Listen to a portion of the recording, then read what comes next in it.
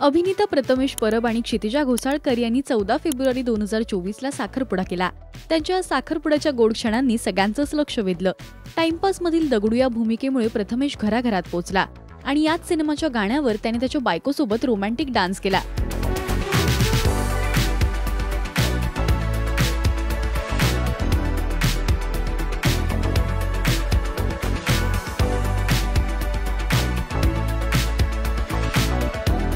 तर त्याच्या आई-बाबांनी सुद्धा या साखरपुड्यात एन्जॉय केलं.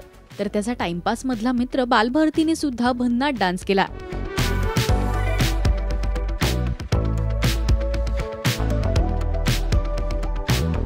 तर आता लक्ष वेधलंय ते त्या दोघांच्या एंगेजमेंट रिंग्सने. त्या दोघांच्या नावाचे इनिशियल्स या रिंग्सवर पाहायला मिळतायत. पाहूया. या त्यांच्या रिंग्स आता लक्षवेधी ठरतायत.